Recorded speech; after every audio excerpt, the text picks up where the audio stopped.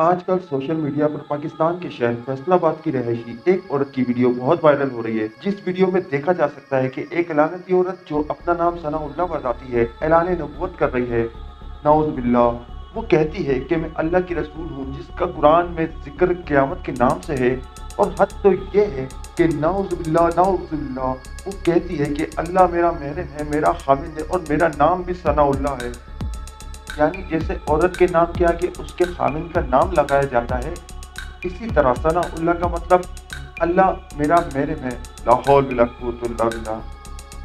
یعنی اس عورت نے اللہ اور رسول کے ساتھ بدترین گستاخی کی ہے، ایسے الفاظ استعمال کیے ہیں جسے مسلمان دہرانے کا حوصلہ بھی نہیں رکھتے۔ السلام علیکم ناظرین، میرا نام ہے زید علی اور آپ دیکھ رہے ہیں ہمارا یوٹیوب چینل۔ دنیا کے ہر مسلمان کا ایمان ہے کہ حضرت محمد مصطفیٰ صلی اللہ علیہ وآلہ وسلم اللہ کے آخری نبی اور رسول ہیں، لیکن ہمارے نبی کے رحلت فرمانے کے فوراً بعد ہی جھوٹے نبیوں کے دعووں کا سلسلہ شروع ہو گیا تھا۔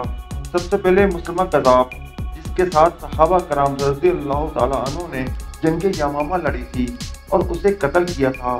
اس نے بھی نبی ہونے کا دعویٰ کیا تھا، اور ساتھ ہی اسی دور میں سجا بنت حارث نامی ایک عورت نے بھی خود کو نبی ہونے کا دعویٰ کیا تھا، جو ایک بہت بڑی جادوگرنی تھی، جس نے جادو کے زور پر لوگوں کو اپنے نبی ہونے کا یقین دلایا تھا، اور بعد میں اس عورت نے اس لعنتی شخص مسلم کذاب سے شادی بھی کر لی تھی۔ بتانے کا مقصد یہ ہے کہ یہ سلسلہ اس وقت سے چلتا آ رہا ہے، جو آج کے دور میں بھی کوئی نئی بات نہیں ہے۔ ہمارے پیارے نبی صلی اللہ علیہ وآلہ وسلم نے فرمایا کہ قیامت سے پہلے 30 جھوٹے نبی کے دعوے دار سامنے آئیں گے، جبکہ میں خاتم النبیین ہوں اور میرے بعد اللہ کی طرف سے کوئی نبی نہیں۔ اس حدیث کے بعد تو شک کی کوئی گنجائش باقی ہی نہیں رہ جاتی کہ کسی کے ایسے دعوے پر سیریس بھی ہوا جائے۔ یہ عورت ثناء اللہ جو لاہور کی ایک رہائشی ہے، جبکہ اس کی بہن جس کا نام ہنا ہے فیصل آباد کے علاقے سٹی ہاؤسنگ میں رہتی ہے۔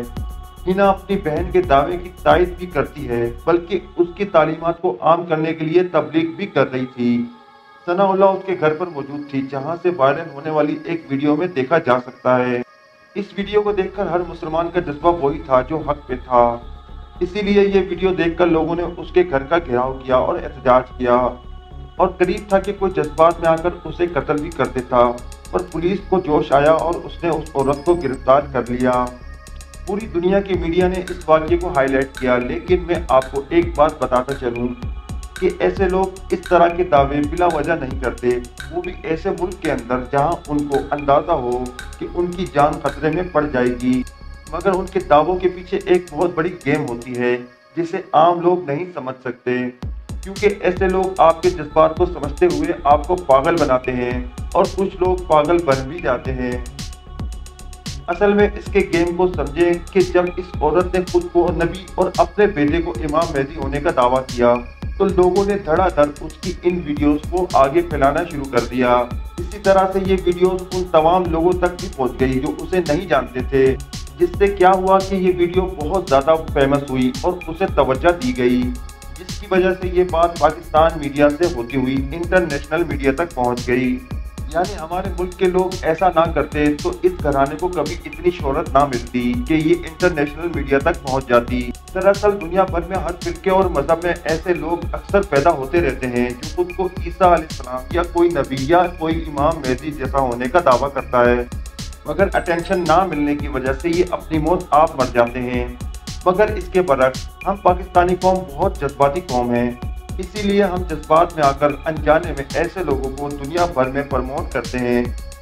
اور جب دنیا ان کی طرف توجہ کرتی ہے تو وہ دیکھتی ہے کہ ہم مسلمان اپنے ملک میں انسانی حقوق کی بنیاد پر ان لوگوں کے ساتھ کیا سلوک کرتے ہیں، یہاں تک کہ بعض لوگوں کو قتل کر کے قانون اپنے ہاتھ میں لے لیتے ہیں۔ اس طرح سے تو ظاہر ہے کہ ہم لوگ خود پوری دنیا کے اندر اپنی بدنامی کا باعث بن رہے ہیں۔ اکثر دیکھنے میں آیا ہے کہ اس طرح کا دعویٰ کرنے والے لوگ یا تو ذہنی مریض ہوتے ہیں یا شاطر، لیکن جب ہم اس گھرانے کی طرف غور کرتے ہیں تو پتہ چلتا ہے کہ یہ ذہنی مریض نہیں ہے، کیونکہ اگر یہ ثناء اللہ نامی اکیلی عورت ایسا کرتی تو ہم کہہ سکتے تھے کہ یہ ذہنی مریضہ ہے، مگر یہ ذہنی مریضہ نہیں بلکہ بہت ہی شاطر عورت ہے، کیونکہ یہ پورا گروہ ہے، اس کے بہن بھائی بیٹا خاوند سب اس پلان کے اندر شامل ہیں، और ये लोग अच्छी तरह से जानते थे कि खत्म नबूवत के नाम पर लोगों के जज्बात को बहुत जल्दी उबारा जा सकता है। और ये सोच कर उस फैमिली ने उस औरत को आगे किया कि हो सकता है लोग उस पर औरत होने की वजह से हमला ना करें, लिहाजा उसे गुस्ताख कहकर लोग पूरी दुनिया में मशहूर करेंगे, तो आलमी मीडिया की तवज्जो भी ये लोग हासिल कर लेंगे कि ये दिखाकर के पाकिस्तान में उनकी जान कितनी गैर महफूज है। इस तरह से ये मजहब और इंसानी हकूक की बुनियाद पर असाइलम यानी पनाह की दरख्वास्त देकर ये दुनिया के किसी भी तरक्की याफ्ता मुल्क यानी अमेरिका, जर्मनी या बरतानिया वगैरह में हमेशा के लिए सेटल होकर आबाद हो जाएंगे। और वहाँ जाकर ये हम पाकिस्तानियों की ज़हनियत का मजाक उड़ाएंगे, क्योंकि दुनिया के ये तरक्की याफ्ता मुल्क हमेशा से इंसानी हकूक की बुनियाद पर असाइलम यानी पनाह को ऑफर करते हैं, जबकि दूसरी तरफ ये पूरी दुनिया के अंदर ये तस्वुर चला जाएगा कि पाकिस्तान के अंदर इनके अपने लोगों की जान तक महफूज नहीं, और ये दहशतगर्द किस्म के लोग हैं कि अपने ही लोगों को कत्ल करते हैं। और वैसे भी उनकी नज़र में मुसलमान कौम तो है ही शिद्दत पसंद। और आज के दौर में मीडिया का पूरी दुनिया के सामने आपका इमेज स्टेबल करने के अंदर बहुत बड़ा किरदार है। अब ये मामला दुनिया भर में सोशल मीडिया पर पहले से वायरल है और हर बंदा इसके बारे में जानता है, तो मैं भी अवेयरनेस के लिए ये वीडियो बना रहा हूँ, वरना मैं कभी भी इस मौजू पर वीडियो ना बनाता। सना की वीडियो वायरल होने के बाद वहाँ के शहरियों ने हिना के घर पर धावा बोल दिया और सब ने मिलकर इसके घर को घेर लिया और पथराव शुरू कर दिया। पथराव से घर और उनकी गाड़ी को नुकसान पहुँचा, मगर उससे कोई जख्मी नहीं हुआ। इस वाक़ये की इत्तला मिलने पर इलाके की पुलिस मौके पर पहुंच गई और उस नबूवत की दावेदार सना और उसकी बहन हिना के साथ पूरी फैमिली को हिरासत में लेकर नामालूम मुकाम पर मुंतकिल कर दिया। इस मौके पर CPO फैसलाबाद का किरदार बहुत ही काबिल तारीफ है कि सना की फैमिली जो ये मकसद हासिल करना चाहते थे उन्हें ये मकसद हासिल करने से रोक दिया और आवाम को मुश्तल होने से भी रोका, और उन्हें यकीन दिलाया कि ना सिर्फ इस औरत बल्कि इसके पूरे गुरु को कानून के मुताबिक पकड़कर सजा दिलवाएंगे, क्योंकि इस मुल्क के अंदर हर चीज़ का कानून मौजूद है, जिससे हटकर लोग जब कानून को खुद हाथ में लेते हैं तो तब माशरे की तबाही का आगाज होता है।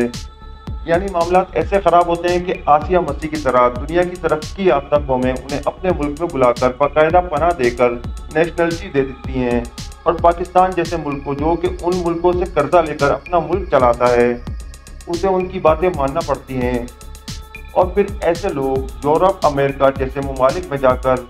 वहाँ सेटल होकर जज्बाती मुसलमानों का मुंह चिढ़ाते हैं। हाँ, अगर इस बार भी इस मामले को कानूनी तौर से हटकर जज्बाती तौर पर डील किया गया तो अंजाम अब की बार भी मुख्तलिफ ना होगा। लिहाजा हम सबकी जिम्मेदारी है कि सोशल मीडिया पर कानून नाफिज करने वाले इदारों को प्रेशराइज करें कि वो ऐसे किरदारों को निशाने अबरत बनाएं ताकि दोबारा कोई ऐसी हरकत करने का सोच भी ना सके। और साथ ही हम मुसलमानों को चाहिए कि ऐसे झूठे दावेदारों को प्रमोट करने से बाज रहें ताकि ये अपनी मौत आप मर जाएं। आपकी राय क्या है? कमेंट सेक्शन में अपनी राय से ज़रूर आगाह कीजिएगा, और वीडियो पसंद आए तो ज़्यादा से ज़्यादा लोगों में शेयर कीजिएगा ताकि लोगों में ये शऊर आए। अपना बहुत सा ख्याल रखिएगा। मिलते हैं अगले इंटरेस्टिंग वीडियोज़ में। जब तक के लिए अल्लाह निगहबान।